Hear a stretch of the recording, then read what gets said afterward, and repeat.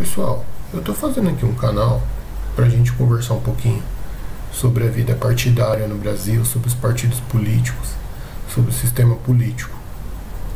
Em particular, eu queria entrar num assunto que é o seguinte: é o fato da população ela não saber direito para que os partidos servem, não conhecer os diversos partidos que existem, não participar da vida partidária, não seja sensível a isso, né? Tanto que no Brasil a gente está o tempo todo falando de infidelidade partidária, essas coisas do camarada fazer parte de um partido, depois ele querer sair, ou vamos supor, uma parte do partido fazer uma coisa, a outra parte fazer outra, como por exemplo apoiar determinado governo e um outro segmento do partido não apoiar. Então vamos conversar um pouquinho sobre isso, vamos tentar adentrar isso daí e ver como que funciona. O que acontece? O partido, vamos pensar da seguinte forma: ele deveria ter uma visão político-ideológica, porque a própria palavra diz que o que significa um partido? Um partido é um posicionamento político, um posicionamento ideológico, um posicionamento econômico, um conjunto de ideias e valores que a sociedade tem, né, em determinados núcleos. Então ele expressa o debate, expressa as formas de pensar, expressa os posicionamentos que a sociedade tem. E um determinado partido vai expressar um determinado posicionamento diferentemente dos outros, né? Então, a princípio, seria isso. Então, por ele ter essa função, ele é um aspecto que é importante da vida política moderna. Um partido é um aspecto necessário na sociedade tal como ela é hoje. Ele ainda é necessário, por incrível que isso soe, né? Para quem, numa população como a gente, que a princípio um partido não significa nada, ou eu não entendo para que serve, né? Em tese, isso não deveria acontecer, porque já que o partido ele expressa diferentes pontos de vista da sociedade, por que a população não está ali pulsando junto com isso? Por que o partido não é vivo? Por que ele não é dinâmico? Né? Por que não existe vida ali? Né? Porque assim, a pessoa, quando ela é eleita, ela tem que levar um referencial político-ideológico, né? Que ela não vai exercer o cargo dela como dentro da opinião individual dela apenas, certo? Então, quando ela vai para o Estado, através de uma eleição, exercer um cargo eletivo, né? Ela carrega esse conjunto de valores, de ideias, que seria de origem partidária, tá? Não apenas do que ela acha que tem que fazer. Isso seria lamentável, né? Seria uma situação... imagina que cada um ser eleito não tem referencial nenhum e faz o que acha ali dentro da opinião, dentro da cabeça dela. Não é assim que funciona. Só que o que acontece? No Brasil, isso é muito fraco, a pessoa ser eleita dentro de um referencial de ideias, de posições, tal, como eu estou falando aqui. O que acontece é que, na maior parte dos casos, o partido é reduzido a uma legenda, ou seja, uma sigla e um registro em cartório que é fornecido para o indivíduo para ele se candidatar. Que é um partido, digamos assim, oco, né? E aí pelo fato de ter, do partido ter esse aspecto meramente burocrático, vamos chamar assim, o partido, quando ele acaba sobrevivendo do Estado, então ele entra, quando os políticos são eleitos, ficam trocando cargos para dar apoio na Câmara dos Deputados, para dar apoio no legislativo. Ou seja, mais um sinal de que não tem as ideias ali, os valores, né? E vamos dizer, a filosofia política do partido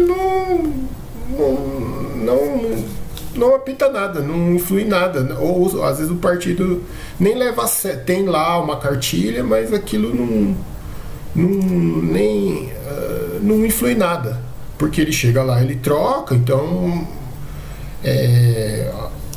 e dessa forma o partido vira um partido estatal, porque ele só sobrevive se ele fizer essa troca, ou seja, ele receber benefícios do Estado, né, em troca de manter a governabilidade. E a ideia de partido não é isso. Seria o quê?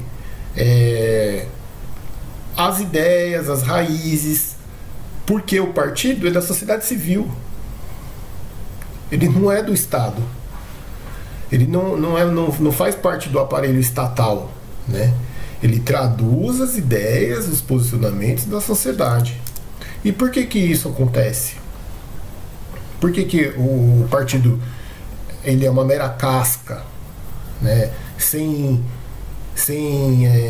conteúdo, né? Uma legenda que chega lá e troca benefícios por apoio. Tem algumas ideias que a gente pode, aí vai na parte das hipóteses.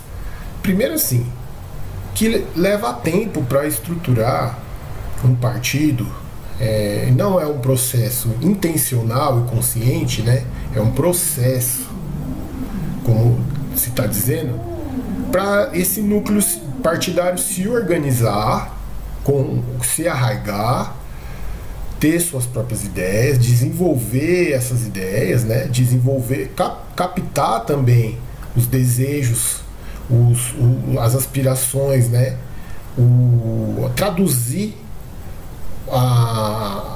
o que é a população, uma parte dela, né? Trazer trazer os sentimentos, né? Trazer as aspirações e conseguir canalizar isso leva tempo, né?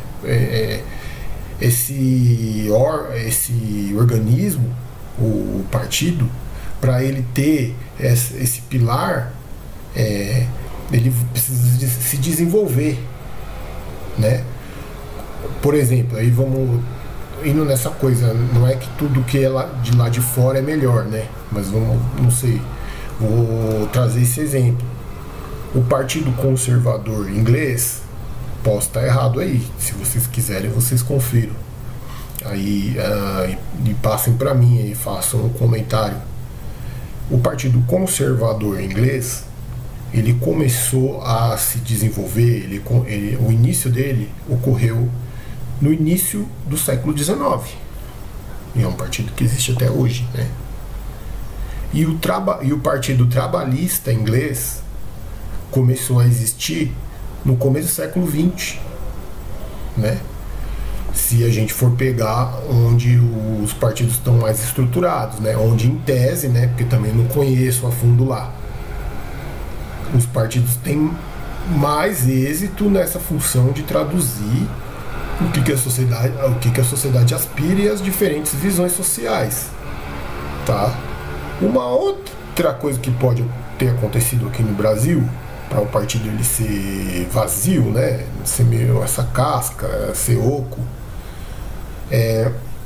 são as interrupções institucionais que através de decretos ou atos muito arbitrários, né, cessam a vida política. Então, por exemplo, ou revogam, né, fecham os partidos anteriores. Então, vamos supor, nós tínhamos no Império, né, no século XIX, o Império Brasileiro tinha o Império tinha parlamento, né, era um reinado parlamentar, no qual havia dois partidos, o Partido Conservador e o Partido Liberal. Então o Brasil tinha essa vida partidária, né? Aqui só pegando um exemplo do século XIX. Quando vem os republicanos, quando existe o movimento que leva à destituição do imperador Dom Pedro II e a implantação de um regime republicano, ali que a chefia passa a ser exercida por um presidente, nas características desse movimento teve a dissolução dos partidos liberal e do partido conservador brasileiros. E num processo tanto quanto artificial, os partidos que eles criaram Partido Republicano, que ser republicano não é propriamente questão de um partido político. O republicanismo, essa questão, a república contra império, né, contra o regime real, na verdade uma discussão de sistema de governo e não uma discussão partidária. Então, assim, partido monárquico, partido republicano, não é dessa forma, não é exatamente essa as discussões.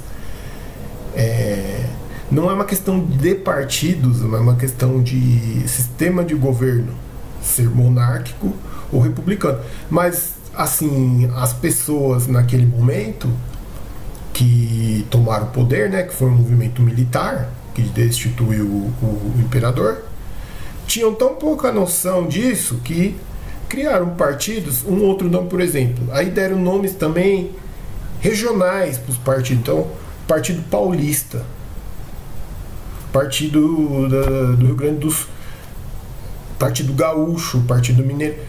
Esse tipo, a questão regional, essas questões geográficas também não diz respeito ao sistema partidário em si, né? Que você vai ter lá na Câmara, Partido de São Paulo, Partido de Minas. Não, é sobre as questões gerais que existem na sociedade, a economia, a política, né? Não sobre nem sobre sistema de governo e nem sobre a distribuição geográfica, né, do poder. Isso não. Mas o que criou esses nomes, quando a gente vê, significa, nos dizem o quê? Partido Republicano, Partido Paulista. Pouca visão. Exatamente isso, foi uma criação artificial, né, de um sistema partidário. Pouca visão sobre o que realmente diz respeito a um partido. E isso pode acontecer quando você dissolve partidos ali que demoraram décadas, às vezes até um século ali para se consolidar, e cria do nada ali um partido que você na hora batiza lá com o que você entender que tem que ser, tá? Então, assim, a grande questão é que os partidos, eles então agem como agem, porque ainda não conseguiram, né, esses últimos aí que nós temos agora no Congresso Nacional, vieram ali os mais antigos a partir dos anos 80, né, e que até agora eles não conseguiram se estruturar, se sedimentar como focos de fazer essa interpretação real do que a sociedade pensa e nos seus diferentes nichos, né, do que a sociedade pensa, e conseguir que isso seja feito de uma forma viva e dinâmica.